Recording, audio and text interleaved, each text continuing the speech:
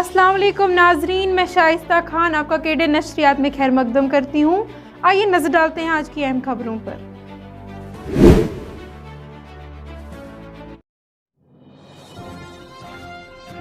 आवाम पर महंगाई की मार जारी, पेट्रोल और डीजल की कीमतों में मुसलसल दूसरे रोज इजाफा।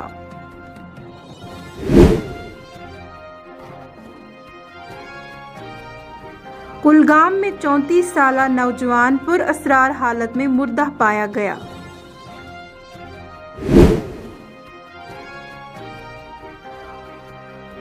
पुंछ तेंदुए के हमले में 14 बेड़े हलाक।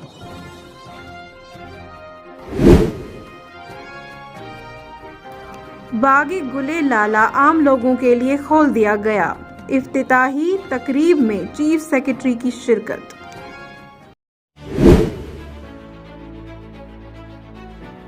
अब हम आपकी खिदमत में आज के हालात और वाक़ात पर मबनी प्रोग्राम के ताज़ा शुमारे के लिए हमारे सीनियर रिपोर्टर अर्शिद फारूक के पास ले चलते हैं, जो आपको मज़ीद तफसीलात से रोशनास कराएं। आज बारामूला के आज़ादगंज में ट्रेडर्स वेलफेयर कमेटी आज़ादगंज प्रेसिडेंट फैज़ अहमद शाला, सिविल सोसाइटी से वाबस्ता मोहम्मद शफी भट्ट और म्यूनसिपल कमेटी बारामूला के सफाई कर्मचारियों ने सफाई अभियान की मुहिम शुरू की गई। इस ज़िम्मन में सिविल सोसाइटी से वाबस्ता मोहम्मद शफी भट्ट ने कहा कि सफाई इंसानियत की बेहतरीन खिदमत है और रोज़मर्रा के पेशेवराना फ़राइज़ की अंजाम दही के दौरान सोचता ही खिदमत को महरिक होना चाहिए। इन्होंने म्यूनसिपल कमेटी के सफाई कर्मचारियों का भी शुक्रिया अदा किया और साथ ही म्यूनसिपल कमेटी बारामूला के मुलाजिम मोहम्मद यूसुफ के काम को भी सराहा गया।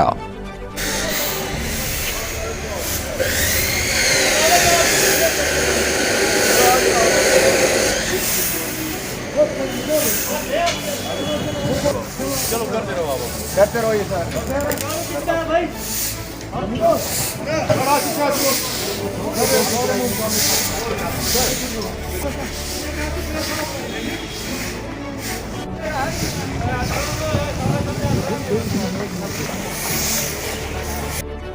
यहाँ का जो आज का सफाई अभियान है ये म्यूनसिपल काउंसिल बारामूला, यहाँ का लोकल जो मंडल है शाला साहब की ज़ेर सदारत में और सिविल सोसाइटी को मैं रिप्रेजेंट कर रहा हूँ।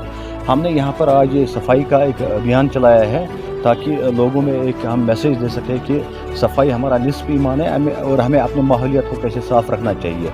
हदीस शरीफ में भी है अत्तहूर निस्फुल ईमान अत्तहूर शत्रुल ईमान। दो हदीसें आई है सफाई पे।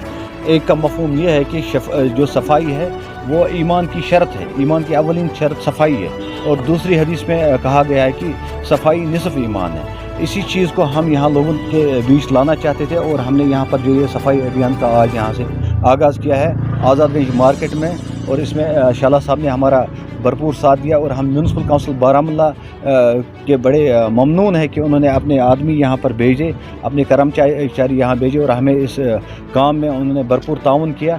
खासकर मोहम्मद यूसुफ और जो एग्जीक्यूटिव ऑफिसर यहाँ इंतज़ारुल हक है उनका मैं तहे दिल से शुक्रिया अदा करता हूँ कि उन्होंने हमें इस काम में भरपूर साथ दिया। देखिए ये सफाई अभियान अगर आज से नहीं चल रहा है, अगर आपको याद होगा तो मैं बेसिकली एक ऑर्गेनाइजेशन का वाइस चेयरमैन हूँ जेके अगेंस्ट करप्शन।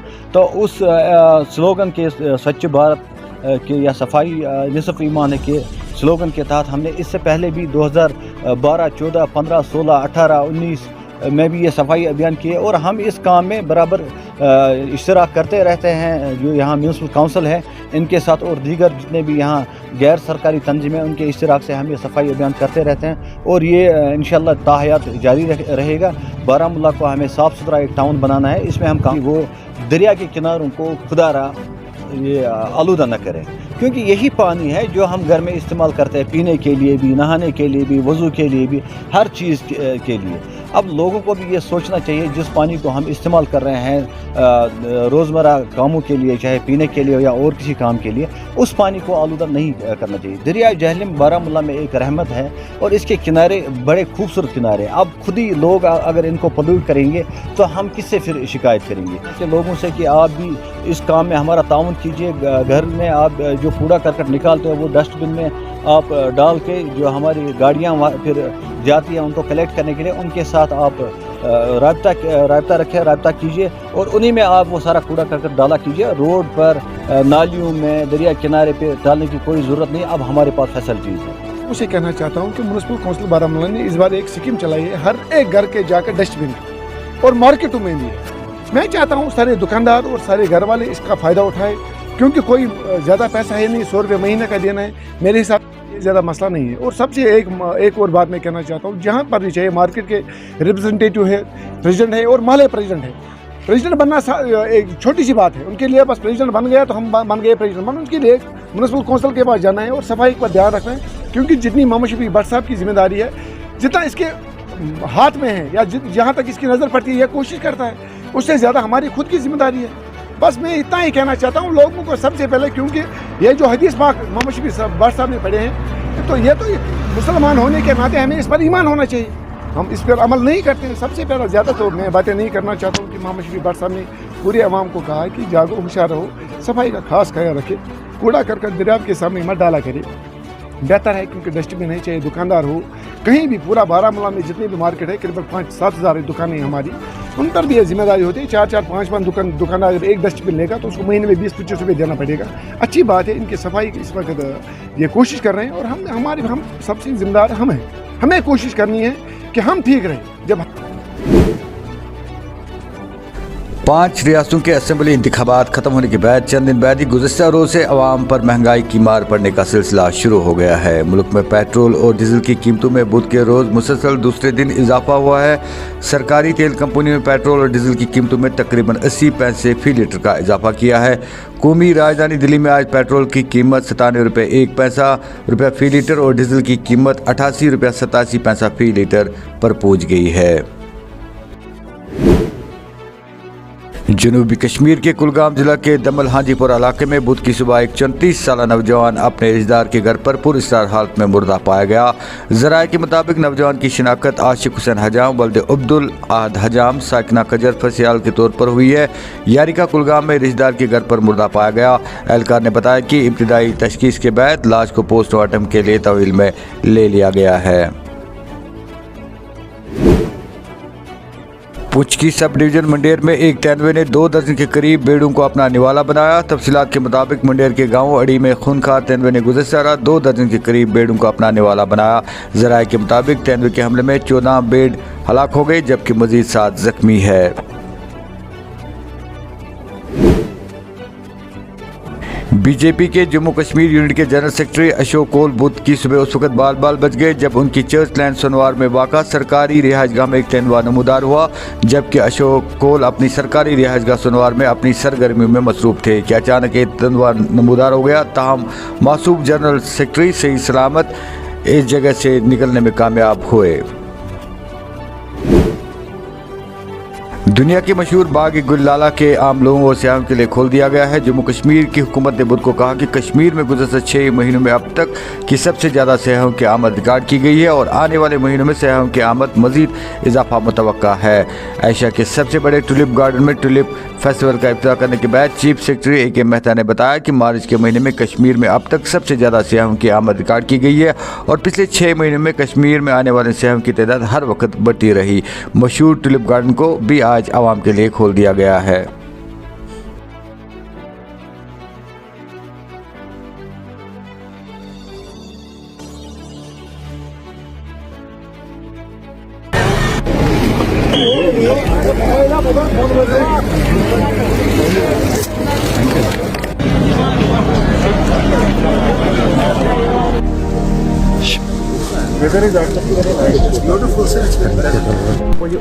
मैं सर सुनील यादव, मैं बनारसी से आया हूँ यहाँ पे घूमने के लिए टुलिप गार्डन में। बहुत इतना खूबसूरत, बेहद एकदम ग्लोरियस, एकदम शानदार। मैंने ऐसा कभी एक्सेप्ट नहीं किया था कि मैं यहाँ पे इस गार्डन में घूमने के लिए आऊँगा। ठीक है, मैं अपने दोस्तों को प्लस अपने समस्त बनारस और काशीवासियों से कहूँगा कि यहाँ पे आएँ, टुलिप गार्डन को देखें, यहाँ की खूबसूरती, ग्रीनरी, यहाँ की स्वच्छता, ये सब चीज़ों को देखें। जी, मेरा फर्स्ट टाइम है यहाँ पे, तो इससे मैंने तो कभी सोचा ही नहीं था, सपने भी नहीं सोचा था कि मैं ऐसा नज़ारा देखने को मिलेगा।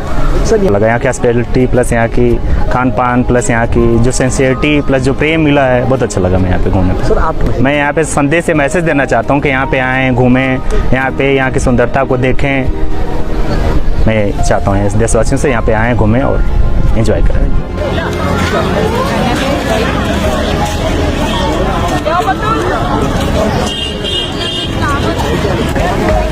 सर आपको क्या कहना है? मैं बनारस से हूँ और ये गार्डन टुलिप गार्डन जो है बहुत खूबसूरत है और एनर्जेटिक है और यहाँ पे आने के बाद एक नया ऊर्जा मिलता है।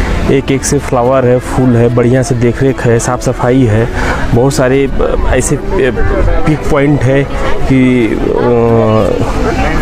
इतना खूबसूरत है जो इसका तारीफ़ जितना किया जाए कुछ कम है। सर आपने मेरा तो फर्स्ट टाइम है। मैंने कोई ऐसा कोई एक्सपेक्ट ही नहीं किया था कि इतना बढ़िया खूबसूरत गार्डन टुलिप गार्डन मुझे देखने को मिलेगा। और my God, this is a real, मतलब रियल पिक्चर है ये। फ्लावर्स, डिफरेंट फ्लावर्स और सारी चीज़ें हैं देखने को मिल रही। एक हमको एक बॉडी में एक एनर्जेटिक सेल टिश्यू जो है वो एक एनर्जेटिक मिलती है हम लोग को देखने से। एक नया सोच, एक नया उमंग, एक नया उत्साह मिलता है। तो मैं तो सबको बोलूँगा कि आप एक बार कश्मीर आओ, देखो इतना अच्छा, जैसा नाम वैसा यहाँ के लोग, अच्छी चीज़ें, अच्छी गार्डन, अच्छी चीज़ें यहाँ देखने को मिल रहा है। नाजरीन, प्रोग्राम अब तक में वक्त हो चला एक छोटे से वक्फे का। वक्फे के बाद आपसे फिर होगी मुलाकात। अखजान खुश खबर, डीकार्बोनाइजेशन मशीन वन सानि कशीर मंज। तोह पता कि गाड़ियन मंज इंजनस छु कार्बन जमा गसान। ये कार्बोनाइजेशन मशीन सु कार्बन नेबर कड़ान तो साइन गाड़ियन हिंज वंस हुर्रावान तो माइलेज तो बढ़ावान। गाड़ी जो है ना वो थोड़ा सा आवाज करते थे। जी साउंड में फर्क पड़ा होगा। साउंड ठक ठक ठक ठक सर। अब उसने भी ठीक किया, साउंड भी आया ठीक, सच्चाई भी ठीक। और सवेरे जब गाड़ी करते हैं ना स्टार्ट सर तो वो फट होती है स्टार्ट। ठीक है। ये मशीन हिंज सर्विस छु पूरे कशीर मंज दस्तियाब। अस निश छु होम डिलीवरी ते अवेलेबल। मजीद मालूमात खतर थयु याद ये पता तो यम फोन नंबर।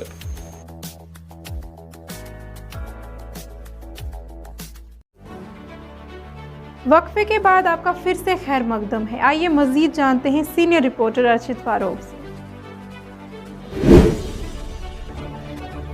जम्मू कश्मीर के एलजी मनोज सिन्हा का कहना है कि यूनियन टेरेटरी में अगले 4 वर्षों में सिर्फ जायद ज़रूरत बिजली होगी, बल्कि हर घर को काबिल भरोसा और मियारी बिजली फराम होगी।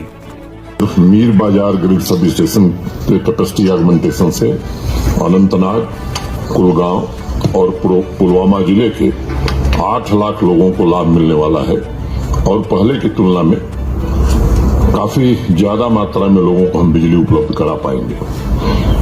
लंबे समय से ये प्रोजेक्ट लटके हुए थे। मैंने पहले ही कहा कि पावर डिपार्टमेंट के सभी अधिकारियों, इंजीनियर्स को मैं हृदय से फिर से एक बार बधाई देना चाहता हूं कि 6 महीने में इस काम को इन लोगों ने जमीन पर उतारने में सफलता पाई है। यही हाल मटन ग्रिड सब स्टेशन का था।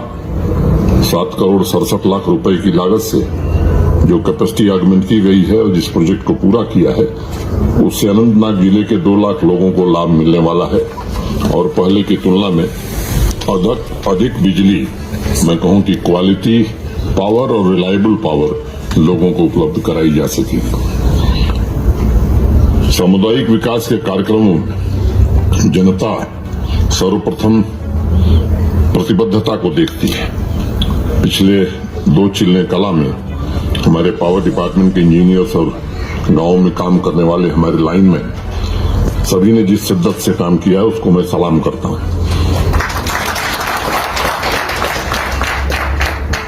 अगस्त 2019 में भारत के सम्मानीय प्रधानमंत्री आदरणीय नरेंद्र मोदी जी ने जम्मू कश्मीर के स्वर्णिम भविष्य की आधारशिला रखी थी और उन्होंने सुनिश्चित किया था कि वर्षों से जम्मू कश्मीर के आम नागरिकों की जो बुनियादी जरूरतें हैं जिनसे वो महरूम थे उन्हें प्राथमिकता के आधार पर पूरा किया जाना चाहिए। चाहे वो सड़क हो, बिजली हो, पानी हो, इन तीनों क्षेत्रों में लंबे समय से जो काम नहीं हुए थे मुझे लगता है कि वो तेज गति से आगे बढ़ रहे हैं। एक और महत्वपूर्ण आंकड़ा आप सभी को मैं बताना आवश्यक समझता हूं। आजादी के बाद से लेकर के 2019 के बीच हमारी कुल बिजली की उत्पादन क्षमता, जनरेशन कैपेसिटी 3450 मेगावाट थी।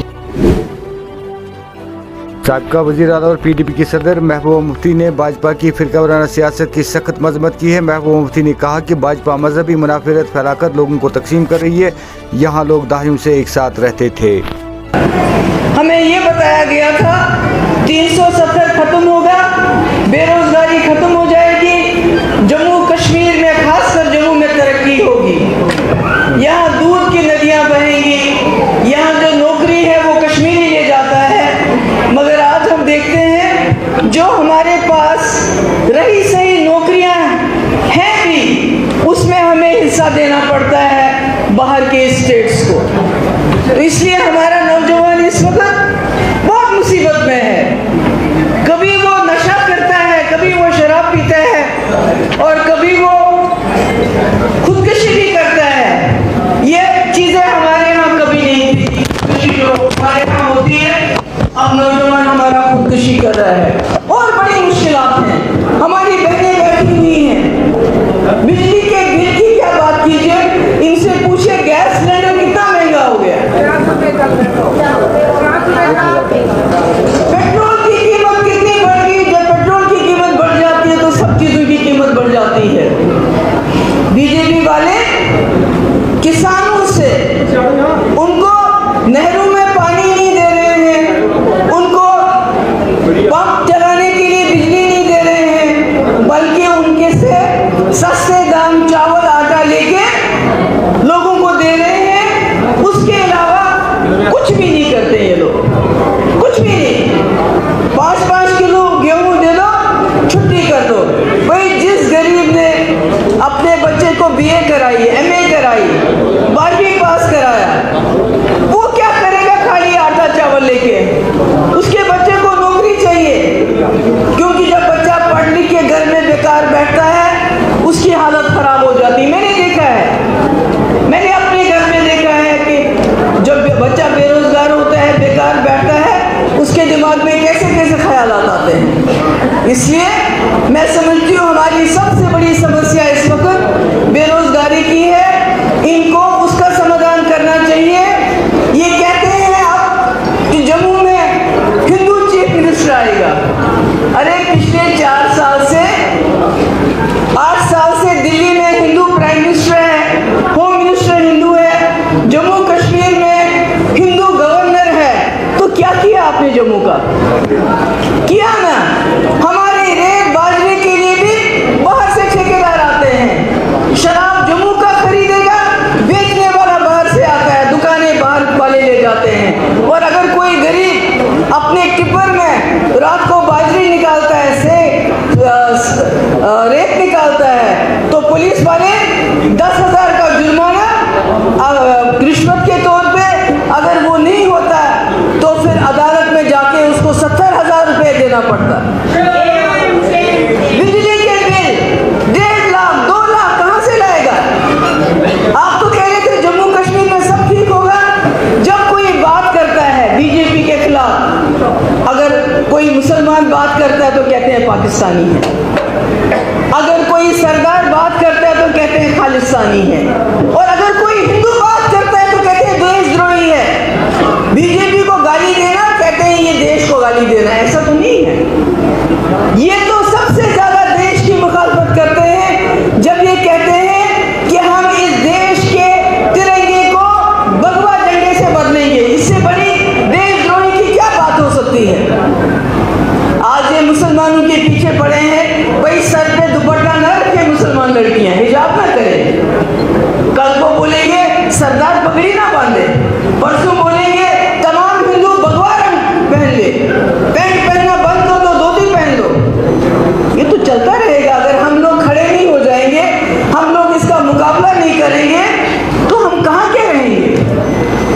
और हर चीज का इलाज नफरत। आज जैसे बेग साहब ने फरमाया, कोई फिल्म आई है, मैंने उस फिल्म को नहीं देखा, मैंने नहीं देखा, कश्मीर फाइल्स नहीं देखा, पर मैंने सुना उसमें बहुत खून खराबा है, बहुत तकलीफ दे मंजर है। तो मैंने कहा मुझे ये फिल्म देखने की जरूरत नहीं है, क्योंकि मैंने अपनी आंखों से चिट्ठी सिंह बोरा के सरदारों का खून हाथों से धोया है नलके के नीचे।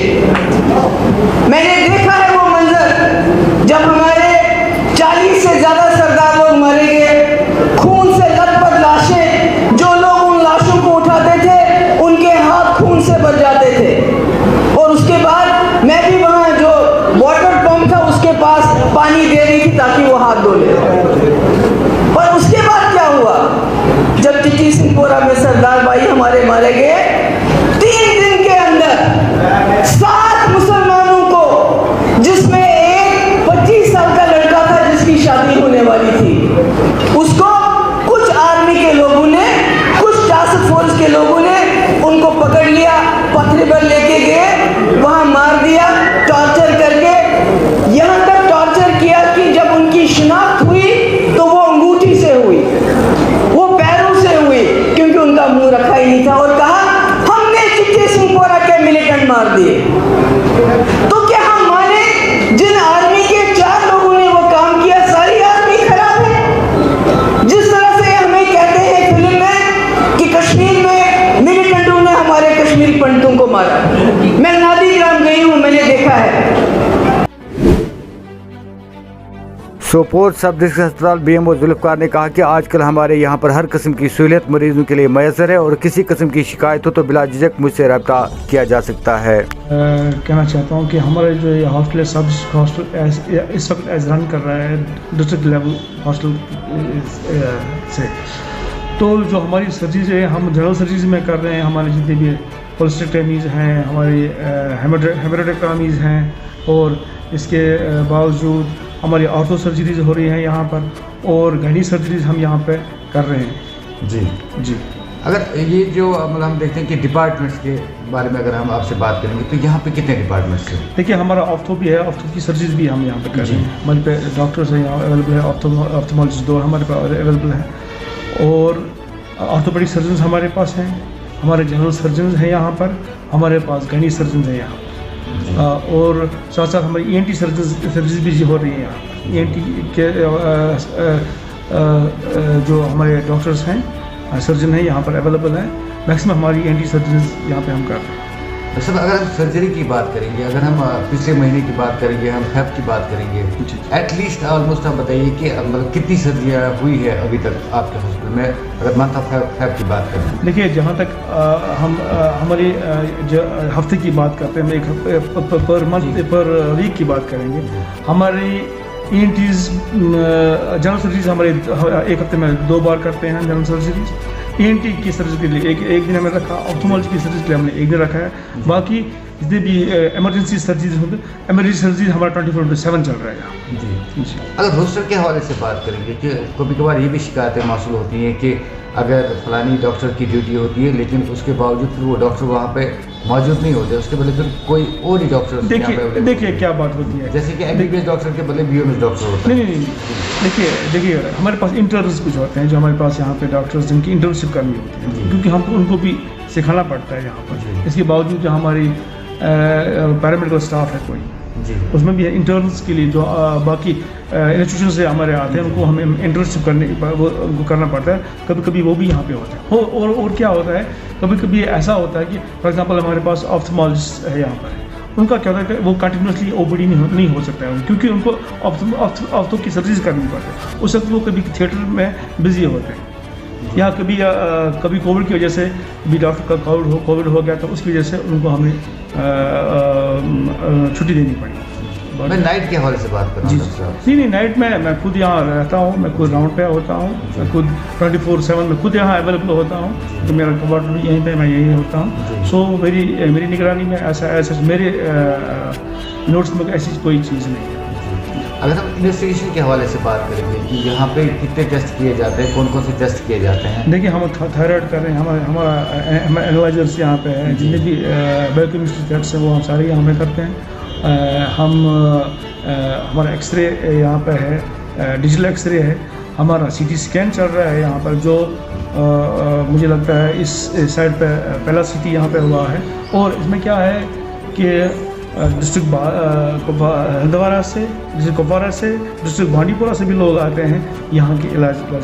जी डॉक्टर साहब ये भी बताइए, जो CT की अगर हम बात कर लेते हैं तो एक दिन में कितने CT जाते हैं? देखिए ये डिपेंड करता है कि कभी अगर कंट्रास्ट करना हो किसी को तो उस हिसाब से हम CT 10-12 तो कहीं गए ही नहीं है कि CT हम नहीं करें, कभी कभी 15-20 तक भी होता है CT करते हैं। उसके लिए स्टाफ आपके पास बराबर? जी हमारे पास स्टाफ है, हमारे पास यहाँ पर रेडियोलॉजिस्ट भी हैं अवेलेबल हैं। जी अगर मेडिसिन के हवाले से बात की जाए, जो है फ्री ऑफ कॉस्ट पेशेंट्स को मिलनी चाहिए, लेकिन कभी कभार ये भी पेशेंट्स का ये कहना होता है कि हमें सर ग्लूकोज तक बाहर से लाना नहीं पड़ता है? क्या वजह है? ये कभी कभी ऐसा होता है, कभी हमारी सप्लाईज कम आती है वहाँ से, कभी कभी नॉट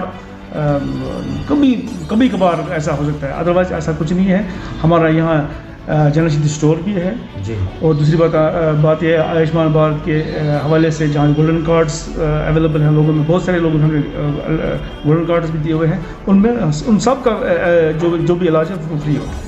अगर हम जनौषधि की बात करेंगे डॉक्टर साहब, कभी कभार वहाँ पे भी जो मेडिसिन की जो शॉर्टेज पाई जाती है, किस हद तक ऐसी है? जी, कभी कभी कोई मेडिसिन में शॉर्टेज हो जाती है, क्योंकि हमारा जो ये सप्लाईज है श्रीनगर से आती हैं, उनका जो अपना स्टोर है, मुझे सप्लाईज आती है। कभी कभार ये है कि मेडिसिन की शॉर्टेज हो सकती है, कभी और ये शिकायत आती है और होती है जो मेडिसिन की, लेकिन हम इस पर भी पूरी कोशिश करते हैं कि जितनी जल्द हो सके वो मेडिसिन हम अवेलेबल करवाएं यहाँ पर। कई बार डॉक्टर साहब ये भी शिकायत मौसूल हुई है कि मतलब अगर जनौषधि में हम देखें कि जैसे हमारे पास पेंटापेराजोल है, ये मेडिसिन चला जाता है बाहर के केमिस्ट शॉप। नहीं ऐसा कुछ, देखिए ऐसी मेरे पास कोई शिकायत अभी मौसूल नहीं हुई, मेरे नोट्स में नहीं है। अगर किसी को शिकायत है आपकी वसात से मैं ये कहना चाहूँगा कि वो मेरे पास डायरेक्टली आ जाएं, हम इन्वेस्टिगेट करेंगे। अगर ऐसा कोई पाया गया, ऐसी कोई चीज़ पाई गई, he will be late according.